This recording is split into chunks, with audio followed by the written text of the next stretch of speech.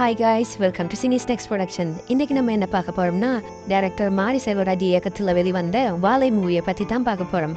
வாங்க வீடியோக்குள்ள போகலாம். இந்த படத்தோட கதை என்னன்னா, டைரக்டர் மாரி செல்வராஜ் லைஃப்ல சின்ன வயசுல நடந்த ஒரு உண்மை சம்பவத்தோட ஃபிக்ஷன்கள் இந்த படத்தை எடுத்துக்கிட்டாங்க. 1999 புளியங்குளம் கிராமத்துல இந்த கதை நடக்குது. அந்த கிராமத்துல சிவனேந்தன் சேகர்னு 2 சின்ன பசங்க.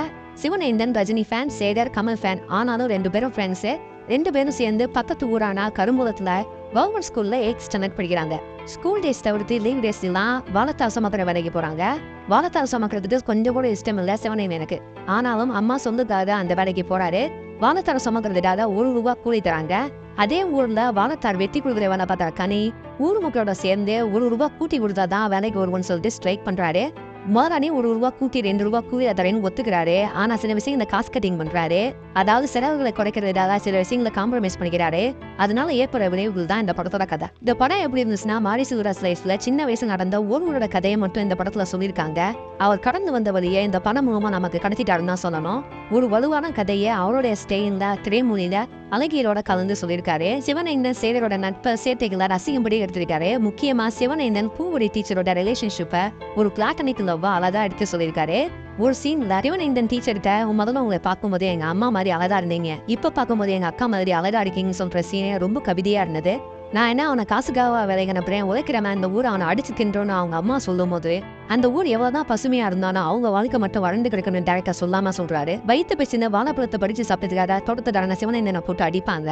நீ எந்த ஊரான்னு கேட்கும் போது புதிய குளம் சொன்னதும் அடி ஒன்னும் பலமாகணும். இந்த காலத்துல யார்ப்பா ஜாதி பாக்குறான்னு கேட்கறவங்களுக்கு இந்த சீன் தான் பதி. முக்கியமா கேமேக்ஸ் பத்தி யாருமே ஆளாம வெளியே வர மாட்டாங்க.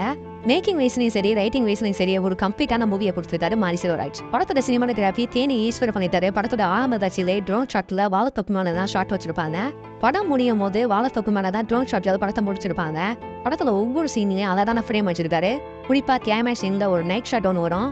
மனசு உருக்குற சீன் அது. நிலா வெளிச்சத்துல சேரும் சகதியமா ஒரு ஷாட் அடிச்சிருப்பாங்க. சூப்பர்னு சொல்ல முடியல, ஏன்னா வலிய மாத்திர சீன்ல கூட ஏஸ்தடிக்ஸ் கலந்து எடுத்திருக்காங்க. ஒரு மியூசிக் சந்தோஷ் நாராயணன் பண்ணிருக்காரு. ஒரு ஊருல ராஜா சாங் நல்லாவே இருந்துச்சு. அந்த சாங்கோட பிளேஸ்மெண்ட்டும் நல்லா இருந்துச்சு. தென்கிழக்கு சாங்கும் நல்லா இருந்துச்சு. குறிப்பா எந்த கார்ல போற பாதவத்திய சாங்க பார்க்காம யாருமே எந்திரிச்சு போகல. இவரோட பேக்ரவுண்ட் ஸ்கோர் தான் இந்த படத்துக்கு ஜீவனே சொல்லலாம்.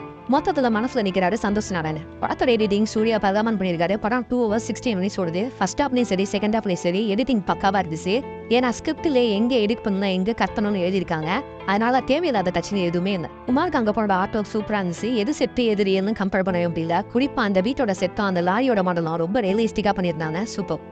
ஹேக்கர்ஸோட பெர்ஃபார்மன்ஸ் பார்த்தோம்னா, சிவனேந்தன் கேரக்டர்ல பொங்குவேல்னு ஒரு சின்ன பையன் நடிச்சிருக்காரு. அதாவது சின்ன வயசு மாரி செல்வராஜ் தான் நடிச்சிருக்காரு.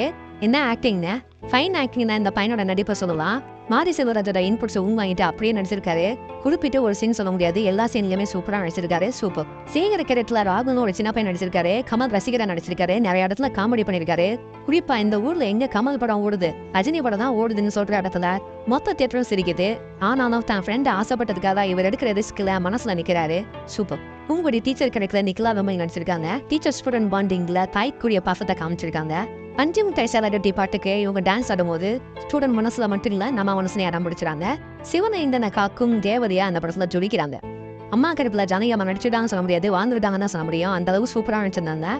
ஒரு பக்கம் அப்பா இல்லாத வீட்டுல மதனே வளர்க்கணும், இன்னொரு பக்கம் வாங்க கடந்த வட்டியோட திரும்பி வரைக்கும் சொல்லிட்டு ஒரு பழக்கமான டேரக்டர். கிளைமேக்ஸ் சீன்ல பாதவத்தியா சோற மூஞ்சில அடிச்சுட்டு சீன்ல நம்மளவே கந்தவங்க வச்சிடறாங்க. சூப்பர். கனி கேரக்டர்ல கலையரசன் நடிச்சிருக்காரு. இவர் கம்யூனிசம் பேசுற இடத்துலயும் சரி, இவர் தூக்குவோடைய துண்டுல மாட்டிக்கிட்டே வேலைக்கு போற ஸ்டைல்லையும் சரி, முதலாளி கிட்ட சம்பளத்தை உயர்த்தி கேட்கிற இடத்துலயும் சரி, குறிப்பா கிளைமேக்ஸ் சீன்ல காதலி கையை பிடிச்சி அணுகிற சீன்லயும் சரி ஜொலிக்கிறாரு. இவரோட கரியர் பெஸ்ட்னா இந்த படத்தை சொல்லலாம்.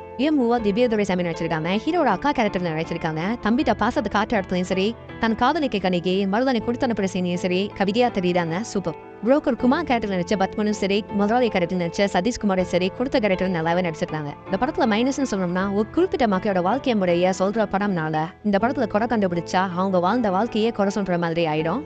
அது போக இந்த படத்தை சொல்லிக்கிற மாதிரி எந்த குறையும் இல்ல. குறிப்பா படம் எங்கேயுமே போர் அடிக்கல. ஓவராலா இந்த படம் எப்படி இருந்துச்சுன்னா, பெரும்பாலும் ஆசீர்வதிக்கப்பட்ட வாழ்க்கையை தான் இன்னைக்கு நம்ம எல்லாரும் வாழ்ந்துட்டு வரோம்.